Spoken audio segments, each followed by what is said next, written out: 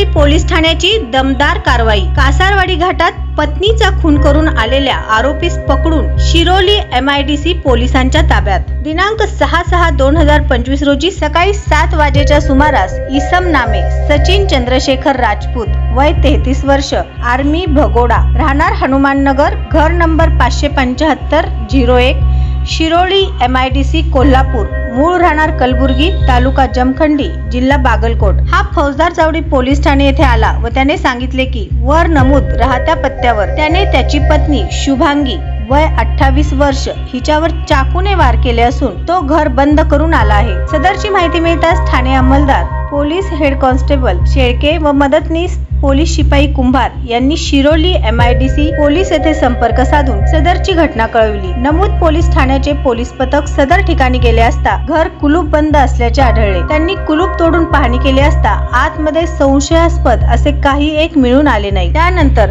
Police उपनिरीक्षक राधा जेऊघाले, फौजदार चावडी police Thane यांनी जाधव व पोलीस शिपाई रोणे यांच्या मदतीने नमूद इसमास विश्वासात घेऊन कसून चौकशी केली असता त्याने सांगितले की दिनांक 5/6/2025 रोजी दुपारनंतर तो मोटारसायकलवरून त्याच्या पत्नीस देवदर्शनासाठी ज्योतिबा मंदिर येथे घेऊन जात असताना पत्नी बरोबर भांडण झाल्याने कोडोली ते ज्योतिबा मंदिरकडे जाणाऱ्या मार्गावरील घाटात निर्जन स्थळी नेऊन पत्नीवर चाकूने वार करून ती बेशुद्ध पडल्यानंतर तेथून पळून आला आहे। पोलीस उपनिरीक्षक राधा जेऊघाले यांनी सदरची माहिती तात्काळ शिरोली पोलीस ठाण्याचे सहाय्यक पोलीस निरीक्षक गायकवाड यांना दिली व आरोपीने GPS वर दाखविलेले ठिकाण त्यांना कळविले। त्यावरून सहाय्यक पोलीस निरीक्षक गायकवाड व पोलीस पथक यांनी सदर परिसरात जाऊन शोध घेतला असता मुख्य रस्त्यापासून आतमध्ये निर्जन स्थळी नमूद महिलेचा मृतदेह आढळून आला। सचिन चंद्रशेखर राजपूत याने त्याच्या पत्नीचा खून केल्याचे निष्पन्न झाल्याने त्यास ताब्यात घेऊन निगराणीमध्ये ठेवण्यात आले व शिरोली MIDC पोलीस ठाण्याचे पोलीस पथक आल्यानंतर नमूद आरोपीस त्यांच्या ताब्यात देण्यात आले। सदरची कारवाई श्री